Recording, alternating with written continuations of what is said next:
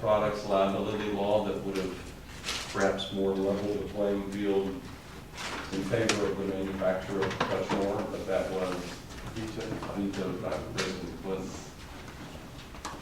Interesting.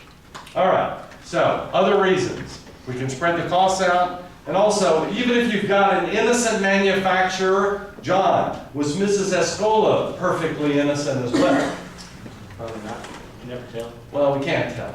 According to her testimony, was she abusing the bottle or shaking it up? No. So even if the manufacturer were free of fault, she's free of fault as well. Where does it make sense for the responsibility to lie? Which of those two parties has any hope of fixing the problem in the future? The Mrs. Escolas of the world or the manufacturer? The manufacturer.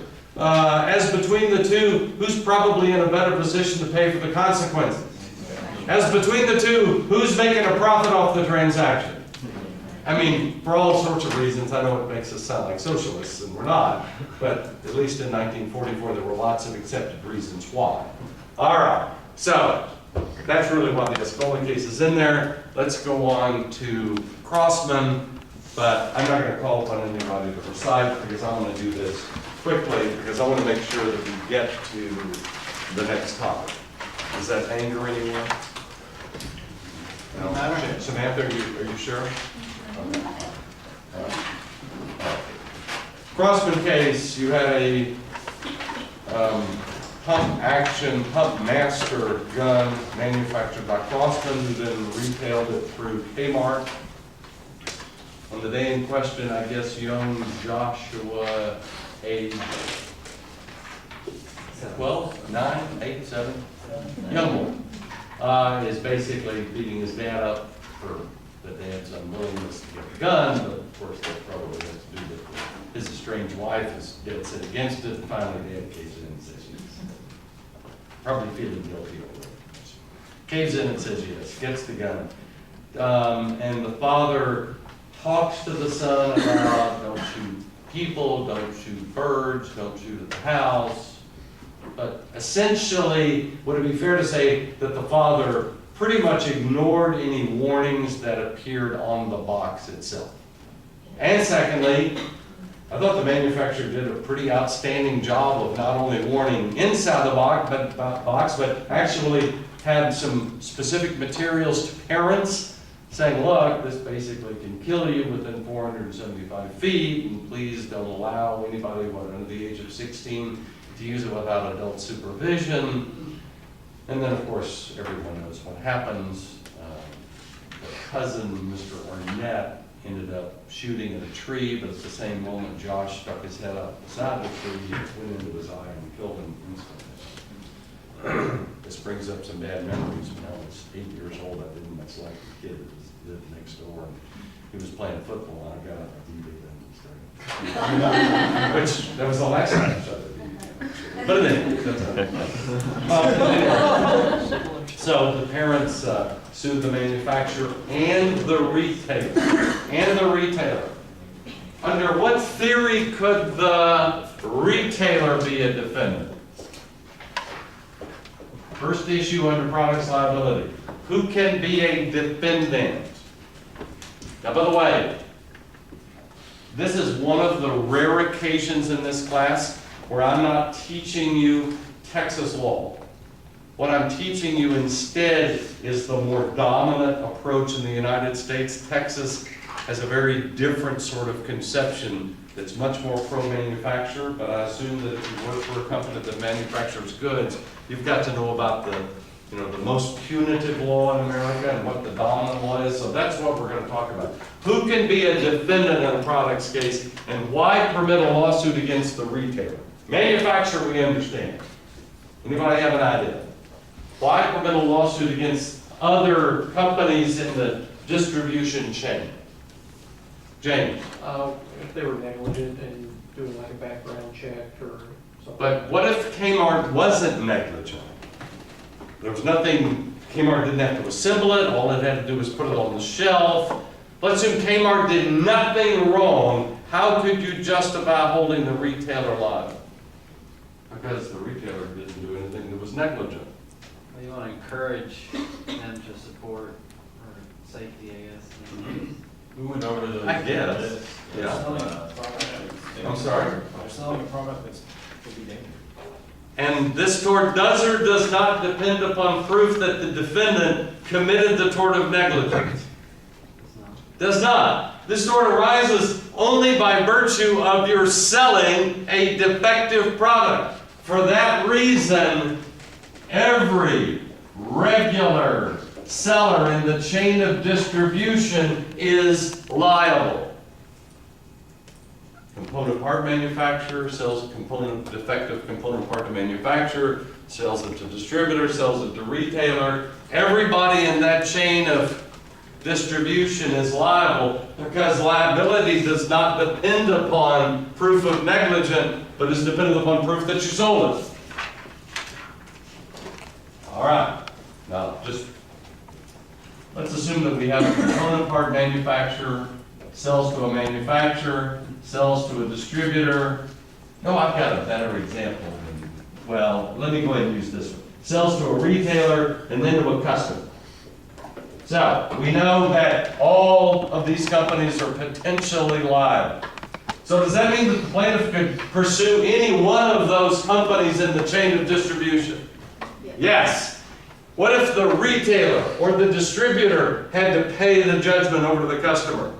Basically, what we allow is if one of these downstream resellers had to pay the plaintiff, we're going to allow the downstream reseller to pursue the company that was ultimately at fault in producing the defective product. The key is the plaintiff can pursue the judgment amount against any or all of them.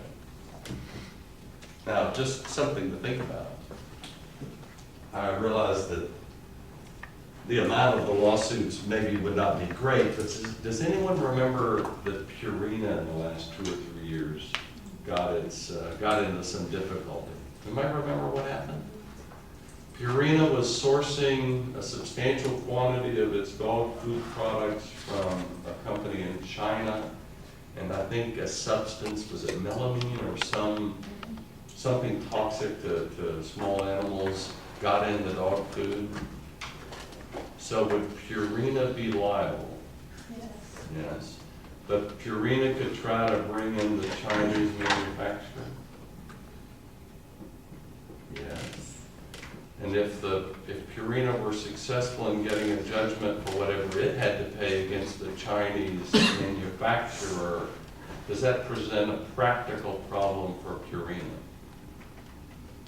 Not implying anything negative, but it's true. Do you think the court system in China has a long history of enforcing foreign judgments against its own manufacturers? Actually, there's never been a recorded case that that's occurred. So when you source products from any jurisdiction where the rule of law is not well developed, the answer is you run every risk of never being able to claim this against that manufacturer. All right, so any question about who's the defendant? Yes. If the design defect is established, right, Yeah. then why go after everybody? Why not just go after the party that designed it? Because at the front end of a lawsuit, first of all, I'm faced as a lawyer with a rule that says, when I have arising out of basically one set of facts, where I have not just one potentially liable defendant, but 4, the answer is I have to bring the lawsuit against all 4, and if I wait and do it later, it's barred. So strategically, what does that in effect compel me to do? To sue all of them, because on the front end, do I know which of the defendants are solvent? Do I know which carry liability? Do I know which are going to be beyond the jurisdiction of the court? So the answer is a practical matter. I'll sort that out later, but on the front end, I'm going to make sure that all of them are named defendants. So, but if that's known, then you wouldn't do that, would you? I'm sorry, if what's known? If it's known that, let's say, the designing team the firm was C or M, Yes. like in the very beginning, would you Yes. still do it? Yeah, no, I'd probably still do it, to put some pressure on all of the defendants, because I understand the law allows me to recover 100% of the judgment against any one of the defendants. Okay. So I'm going to try to create as much pressure. I understand that that sounds a little bit unfair, but trust me, it's the way the system is designed. All right, next thing we're going to get to is, what are the elements of a product's case? What are the elements of a product's case? Product's liability case. All right, number one, product has to be defective. Product has to be defective. Which defect can take one of three forms, any one of which will be sufficient. Number one, defects can relate to the manufacturing, which refers to some perhaps defect in some component, a defect in the raw material, a defect in the assembly. That would be a manufacturing defect. Is that descriptive of what was wrong with the BB gun? No. Was there a manufacturing defect? No, not at all. Alternatively, recollect or seeing that there are wars between them, alternatively, you can have a defect that relates to the design. Was that one of the arguments that the plaintiff made? That this gun was defectively designed? Yes. And does anyone remember, though I realize I didn't ask you to participate this, I would be willing to do so anyway. But do you remember what the court's response to that was? The damage had been done with one pump for 20. That's part of it.